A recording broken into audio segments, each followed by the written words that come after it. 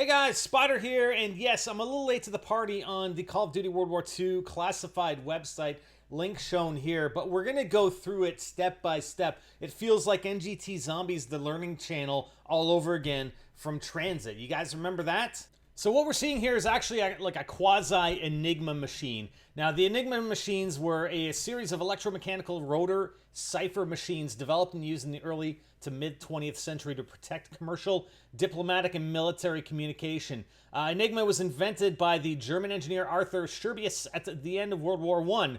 Early models were used commercially from the early 1920s and adopted by military and government services of several countries, most notably Nazi Germany, before and during World War II. Several different Enigma models were produced, but the German military models, having a plug board, were the most complex.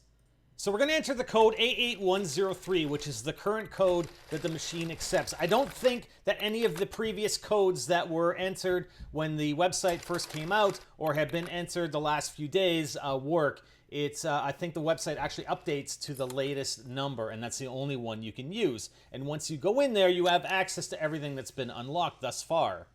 We're going to go into review personnel files, and the way I'm going to handle these videos is I'm going to go back to when the site first released and try and produce these videos according to how the information was released on the website. We're going to take a look at the first dossier that comes up, and I actually want to go back and look at the main page because there are things in there that I also want to discuss, but I'm going to take these one at a time, and keep in mind that not all of the stuff is directly relating to zombies, okay? We do have a campaign, we do have multiplayer, we do have zombies. Yes, I think the time frames are obviously going to be linked from what we know of both the campaign and from zombies thus far, and what was previously thought in these dossiers, there's some personnel files. People were thinking that these are going to be the zombies characters, and it looks like they're probably going to be the campaign characters. Now, with that mentioned, keep in mind that this first dossier was actually unlocked via the Nazi Zombies Reveal image code. There were 3 codes. You punched them into the machine, and it returned this dossier, basically, and a text. I don't see this text anywhere, but according to Reddit, there was a text, "A new horror arises." Just looking at the outside of the folder, there are 4 signatures on there. Now, I can't make these names out. I mean, perhaps we can link them to some of the characters or the other dossiers or whatever later on. I mean, I can't even read my signature half the time. I don't know who I am. Let's take a look at the first image. On the top, we have Sancti Imperator Romanus, which means or translates to Holy Roman Empire. Something to keep in mind with that, the former German state most often used to refer to the Third Reich, the Nazi regime from 1933 to 1945. The First Reich was considered to be the Holy Roman Empire. There you go, 962 to 1806. And the Second Reich, the German Empire, 1871 to 1918. Okay, that's great. What about the guy in the picture? Well, presumably his name's Frederick Barbarossa, or Frederick I, Holy Roman Emperor from 1155 until his death. Historians consider this guy among the Holy Roman Empire's greatest medieval emperors. He combined qualities that made him appear almost superhuman to his contemporaries: his longevity, his ambition, his extraordinary skills at organization, his battlefield acumen, and his political perspicuity. I don't even know what that means. Haha, I looked it up though. Perspicuity refers to something that can be seen through, i.e. to lucidity, clearness of style or exposition, freedom from obscurity, i.e. the perspicuity of her arguments. There you go. Now, it gets kind of interesting because he is actually the subject of many legends, including that of a sleeping hero, like the much older British Celtic legends of Arthur or Bran the Blessed. Legend says he's not dead, but asleep with his knights in a cave in the Kyffhauser Mountain in Thuringia, or Mount Untersberg in Bavaria, Germany, and that when the ravens cease to fly around the mountain, he will awake and restore Germany to its ancient greatness. According to the story, his red beard has grown through the table at which he sits. His eyes are half closed in sleep, but now and then he raises his hand and sends a boy out to see if the ravens have stopped flying. Now, to me, that sounds like he'd make a great villain or boss zombie. However, is this actually referring to an operation that was titled Operation Barbarossa? And it was the code name for the Axis invasion of the Soviet Union starting Sunday, June 22nd, 1941, during World War II. The operation stemmed from Nazi Germany's ideological aims to conquer the Western Soviet Union so that it could be repopulated by Germans, to use Slavs as a slave labor force for the Axis war effort, and to seize the oil reserves of the Caucasus and the agricultural resources of Soviet territories. Now, during this operation, German forces achieved major victories and occupied some of the most important economic areas of the Soviet Union, mainly in the Ukrainian Soviet Socialist Republic, and inflicted as well as sustained heavy casualties. Despite these Axis successes, the German offensive stalled in the Battle of Moscow, and subsequently the Soviet winter counteroffensive pushed German troops back. The Red Army repelled the Wehrmacht's strongest blows and forced the unprepared Germans into a war of attrition. The failure of Operation Barbarossa proved the turning point in the fortunes of the Third Reich.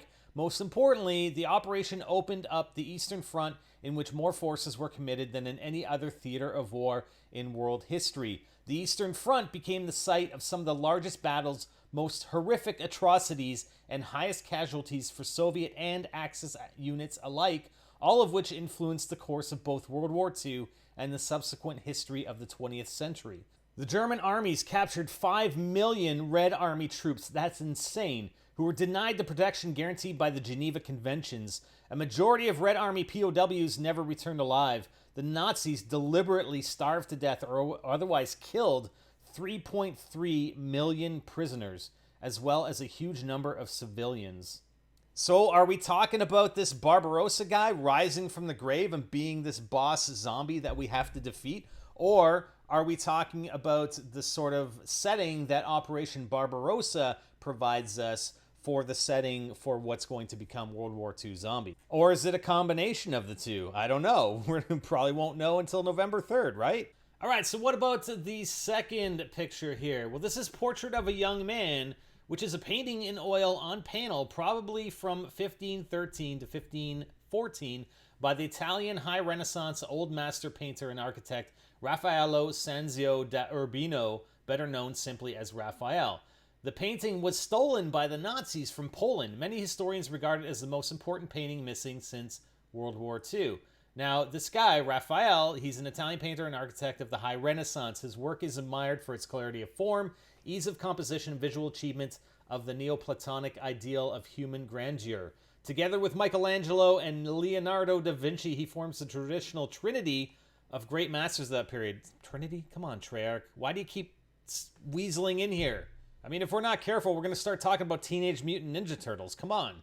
The Nazi theft. At the onset of the Nazi invasion of Poland in 1939, the painting was rescued from a museum and was hidden at a residence in Sinawa, but was later discovered by the Gestapo working for Hans Frank, Hitler's appointee as the governor of the general government. From the collection, this painting, along with a couple others, decorated Frank's residence in Krakow before they were sent to Berlin and Dresden to become part of the Führer's own collection at Linz. But in 1945, Frank brought the painting back from Germany to Krakow for his own use at the Royal Wawel Castle, and this is where it was last seen. When the Germans evacuated from Krakow later that month, ahead of the Soviet offensive, Frank took the paintings with him to Silesia, and then to his own villa in Neuhaus am Schliersee.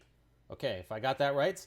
Frank was arrested on May 3rd, 1945, pending trial over extensive war crimes, and executed in 1946. And the Portrait of a Young Man were missing from storage.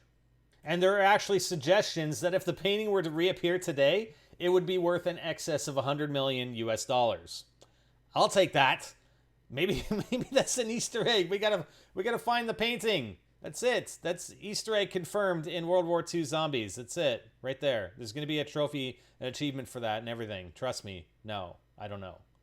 Now, it's interesting to note, in 2014, there was a film called The Monuments Men, and I came across that Monuments Men doing a search for something else as well. I can't remember what it was. The painting is shown being destroyed by the Germans in this movie. It is shown as a prominent painting in a large cache of stolen art stored in an unidentified cave or mine that German troops set on fire with flamethrowers. So, again, your guess is as good as mine as how this is going to apply. You know, it could be a setting thing. It could be, who knows? It could be you're looking for a painting.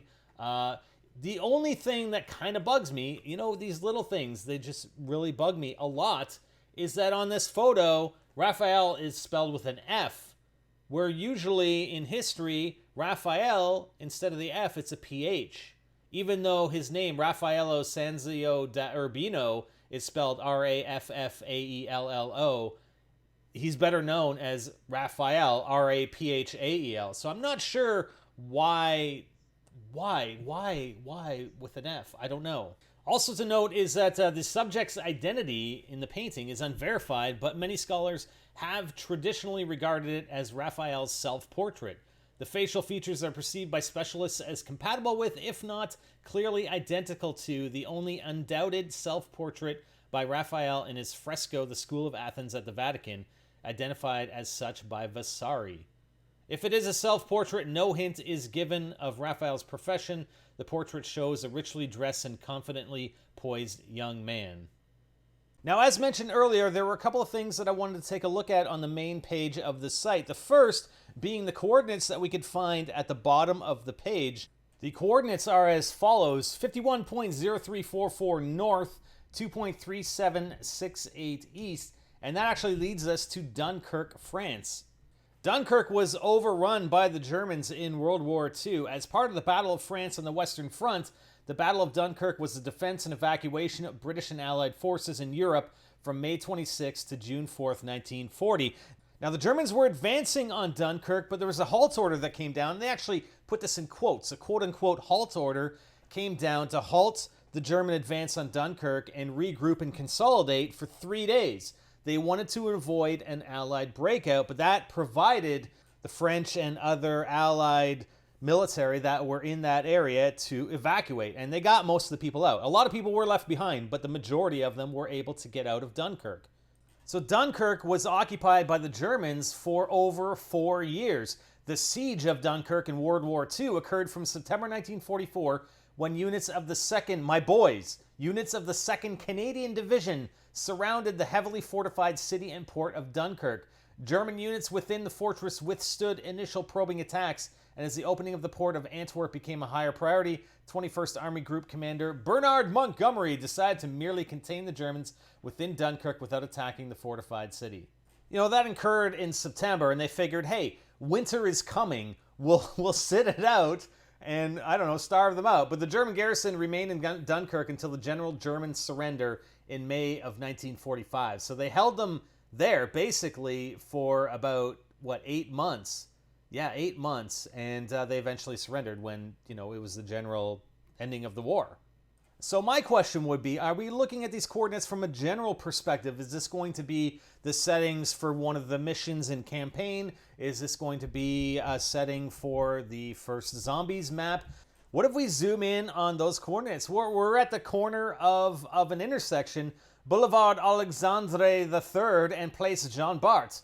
Well, Place Jean Bart is a historical area, and there's a statue of this guy, Jean Bart. And let's take a look at who this guy is. He was born in 1650 and died in 1702, so not quite our time frame, and he was a French naval commander and privateer. Now, Jean Bart achieved his greatest successes during the 9 Years' War between 1688 and 1697. Many anecdotes tell the courage and bluntness of this guy. He's 2.04 meters tall, which is about 6'8".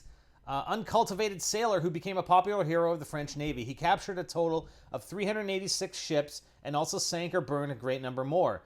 The town of Dunkirk has honored his memory by erecting a statue and by naming a public square after him, hence this location. But is there anything else that ties in a bit more closely to our time frame? Well, yes, there is. There was a French battleship called the Jean Bart in 1940. It was named, obviously, after Jean Bart. It was incomplete, though, when France surrendered to Germany in June 1940. She sailed from Saint-Nazaire to Casablanca just before the armistice, but was sunk in harbor in 1942. After the war, she was refloated, completed with an updated anti-aircraft battery, and entered service in 1955. She had a very short career. Jean Bart was put into reserve in 57, decommissioned in 61, and scrapped in 69. Now, I'm not sure how a 1600 Jean Bart French naval commander and privateer, nor how an incomplete ship that happened to be in Dunkirk in June 1940, I'm not sure how this applies to zombies and or the campaign, but there's got to be something to it. You don't just put random coordinates on a website like this. I mean, this isn't Treyarch, right? Come on, seriously? Now, one last thing I wanted to talk about, and I've been racking my brain over this, trying to figure out what the heck is going on here. Every time you enter a code in on the Enigma machine, like 88103 or whatever the previous codes were, I'm pretty sure this occurred on the previous codes as well, you'd enter the number and then the Enigma machine would revert to M4713 and then open up for you. Well, what the heck is M4713? Why? Why does it revert to that and then open up? What's going on here? And, you know, I've done some Google searches and stuff like that, and I really couldn't come up with anything. I don't know. I mean, I do have something, but I don't think it's related. I don't know. Anyways, I tracked this M4713 to an M47.13 code. It's ICD-10. It's a medical term, and it has to do with cervical spondylosis with myelopathy. Okay? That's the only thing I can come up with, okay? Leave me alone. So cervical spondylosis with cervical myelopathy refers to impaired function of the spinal cord caused by degenerative changes of the discs and facet joints in the cervical spine or your neck. Factors that are thought to contribute to developments include normal age-dependent changes, arthritis in the neck, thickening of the ligaments surrounding the spinal canal, translational mechanical instability resulting in subluxation. I don't even know what that means, okay? These changes in the cervical spine, though, produce narrowing of the spinal canal itself, leading to thickening of the posterior longitudinal ligament and bone spur formation compressing the spinal cord.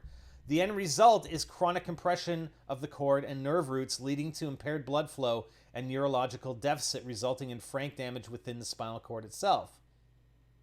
Now, patients with this condition often have some combination of the following symptoms. This where it just got weird, because then, you know, I'm making linkages which are probably not there. It just sounds like zombies to me. Weakness, numbness, or clumsiness of the arms, hands, or fingers. Altered walking ability perceived as poor balance. Weakness, heaviness, or numbness in the legs. A painful stiff neck. Variable degrees of radicular arm pain. So I don't know, man. I mean, I'm grasping at straws, but I thought I'd give you something. It just sounded like this is the onset of some kind of strain of zombies, and that's how, you know, people with this condition would look like as they're walking down the street. They'd look like a zombie. If you dressed them up as a zombie, they'd probably walk and move just like a zombie. I don't know. Anyways, it is what it is, okay? That's all I could come up with. At any rate, and to summarize, you know, having now looked at the site, and I never did when it first popped up. I haven't over the past few days. I know some of the Zombies YouTubers have been getting these packages with letters and codes that you can enter in that unlock other things that we've yet to look at and are definitely going to be zombies related, because obviously they're going to people that play zombies. They don't, you know, usually play campaign or multiplayer. But we want to get into it, and it's piqued my interest. I gotta say, it has piqued my interest, and it does feel like Transit all over again in those days when we were analyzing every quote from the bus driver. My God, that freaking ridiculous bus driver. Where's Bus Route B? I don't know. It's still out there somewhere. But it's been good, and I hope you guys enjoyed the video. I want to continue this and continue analyzing the other items in this website and try and go through it in sort of chronological order as to when things unlocked, and run through it with you guys, and then get caught up and stay in touch and stay up to date with these things as we get more information. Obviously, the trailer is coming out this Thursday, which is going to be pretty awesome, but I'm sure we're going to get some other information. And we even have, you know, the characters. Some of the 3 out of the 4 characters have been released thus far. You know, the people that are going to be playing this character. So we want to look into that in depth as well. Hope you enjoyed. Please let me know what you think. If you guys have any comments about anything that I've talked about in the video, let me know in the video comments, and I'll be sure to carry this on. I mean, let me know if you want me to do that too, right? I'm assuming you are. I'm going to, probably anyway. It doesn't really matter. It's like, hey, you know, give me 1,000 likes. I'm going to release this next video. Dude, you're going to release it anyway. What the freak? Come on. Are you serious?